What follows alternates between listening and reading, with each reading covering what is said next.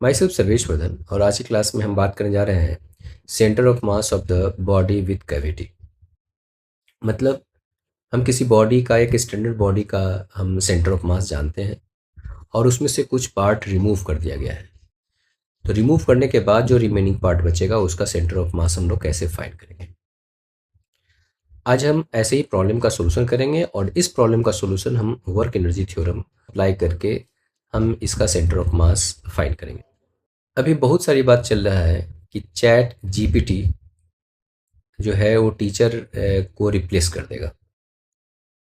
इस स्टेटमेंट को हम खारिज करते हैं। इसलिए खारिज करते हैं कि चैट जीपीटी 2022 में लॉन्च हुआ है और हम ये जो क्वेश्चन का सॉल्यूशन करने जा रहे हैं, ये सॉल्यूशन आप चैट जीपीटी से सेम सॉल्यूशन हमको अगर आप प्रोवाइड करवा सकते हैं तो आप करवाइए, या एआई से रिलेटेड कोई भी ऐप होगा वहाँ सर्च करके इस प्रॉब्लम का सॉल्यूशन आप हमको प्रोवाइड कर दीजिए जो हम सॉल्यूशन दे रहे हैं। अगर ये सॉल्यूशन है तो आप हमको शेयर कीजिए, तो हम समझ जाएंगे चैट जीपीटी टीचर का रिप्लेसमेंट हो सकता है।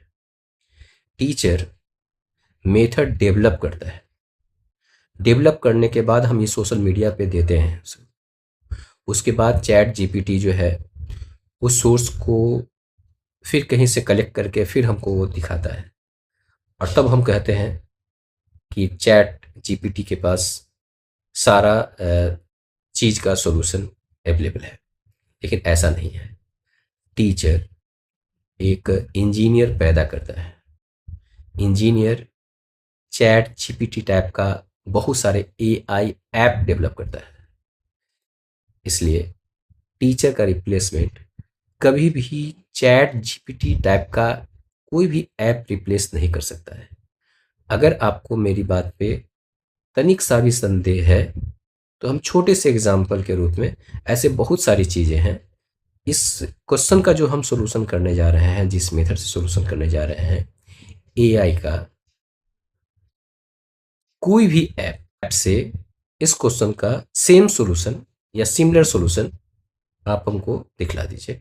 हम मान जाएंगे कि एआई टीचर का रिप्लेसमेंट हो सकता है। अब इस फालतू का डिस्कशन को हम यहाँ विराम करते हैं और मेन जो क्वेश्चन है उसके सॉल्यूशन की तरफ चलते हैं।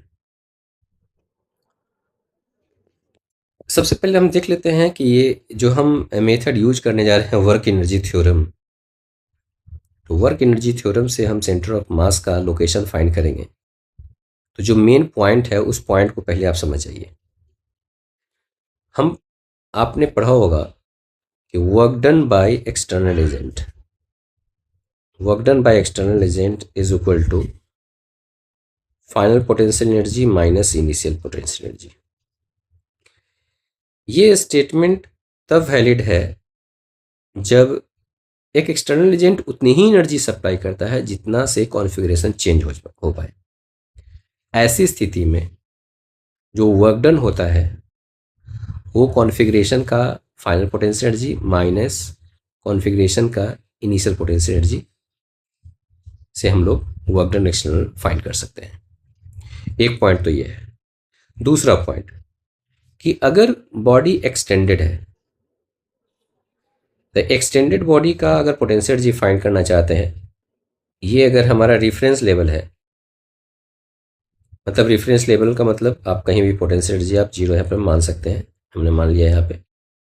और इस बॉडी का अगर हमको पोटेंशियल एनर्जी लिखना है तो इस बॉडी को हम पॉइंट मास से हम रिप्लेस कर सकते हैं, लेकिन इसके लिए हमको टोटल मास को बॉडी के सेंटर ऑफ मास पे हमको रखना पड़ेगा। तो हम इसको रिप्लेस करके टोटल बॉडी के मास को सेंटर ऑफ मास पे हम रख देते हैं। ये हमारा सेंटर ऑफ मास हो गया, ये हाइट हो गया सेंटर ऑफ मास का रेफरेंस लेवल से, h हाइट है ऊपर।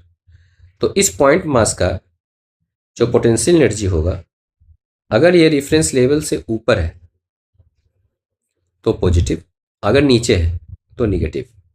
मतलब ग्रेविटी के अगेंस्ट में है तो पॉजिटिव, ग्रेविटी के डायरेक्शन में है तो पोटेंशियल एनर्जी निगेटिव।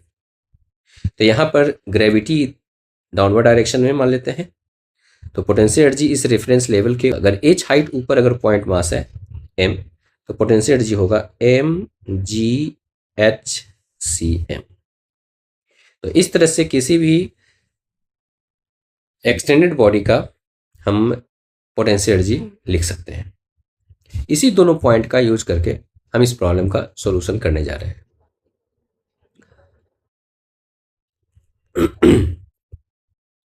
एक एग्जाम्पल के तौर पे हम यहाँ पे एक डिस्क है, ठीक है, इसका रेडियस आर है और डिस्क का मास एम है। किसका मास? डिस्क का, टोटल डिस्क का मास हम मान लेते हैं एम है। उसमें से ये r/2 रेडियस का एक छोटा सा पार्ट जो है यहाँ पे रिमूव कर दिया गया है। तो रिमूव करने के बाद जो रिमेनिंग पार्ट बचा, इसका सेंटर ऑफ मास फाइंड करना है। तो सबसे पहले आप जानते होंगे सेंटर ऑफ मास जो है, अगर कोई बॉडी किसी लाइन के अबाउट सिमेट्रिक है, जैसे हमने ये लाइन ड्रॉ किया है, इस लाइन के राइट साइड और लेफ्ट साइड दोनों तरफ मास का डिस्ट्रीब्यूशन सेम है, तो ऐसे केस में जो सेंटर ऑफ मास होगा वो इसी सिमेट्रिकल लाइन पे होगा। ठीक है, तो इस पॉइंट का हम यूज करके हम ये अंदाज लगा सकते हैं कि सेंटर ऑफ मास जो है हमारा इस लाइन की तरफ होगा, और जिधर मास ज़्यादा होगा तो इस ओर मास ज़्यादा है एक्सटेंडेड, तो सेंटर ऑफ मास जो होगा इस ओर कहीं होगा, यहाँ से इस ओर। इसका सेंटर ऑफ मास मान लेते हैं कि इस पॉइंट से h हाइट ऊपर ये है सेंटर ऑफ मास। इस h की वैल्यू हमको फाइंड करना है। इसके लिए हम क्या करते हैं कि हम मान लेते हैं कि डिस्क है, ठीक है, ये हमने कंप्लीट डिस्क माना है, जिस कंप्लीट डिस्क का मास m है और इस डिस्क का रेडियस r, मतलब जिसका हमको सेंटर ऑफ मास फाइंड करना है, उस बॉडी को अंडर ग्रेविटी वर्टिकल पोजीशन में हम इसको पहले रखते हैं। जैसे हमने इस डिस्क को ये वर्टिकल प्लेन में रखा है, वर्टिकल प्लेन में इसको रखा है। टोटल मास m मान लिया है, रेडियस r मान लिया है, और इसमें से ये r/2 रेडियस का एक डिस्क यहाँ से यहाँ काटना है। ठीक है, काटने के बाद हम क्या करते हैं कि इस स्मॉलर डिस्क को हम ऊपर की तरफ शिफ्ट करते हैं, ताकि इस स्मॉलर डिस्क का सेंटर जो है बड़े डिस्क के सेंटर पे चले जाए। मतलब ये इसका सेंटर यहाँ चला जाएगा, मतलब इस छोटे डिस्क को हम शिफ्ट करते हैं r/2 डिस्टेंस वर्टिकल डायरेक्शन में। तो जैसे ही वर्टिकल डायरेक्शन में शिफ्ट करेंगे तो ये फिगर हमारा ऐसा हो जाएगा। ठीक है, तो ये जो स्मॉलर डिस्क है वो बिगर डिस्क के सेंटर पे चला आया यहाँ पे। अब हमारे पास यहाँ पे दो चीज है, एक है ये डिस्क विथ एम्प्टी स्पेस और एक ये कंप्लीट डिस्क।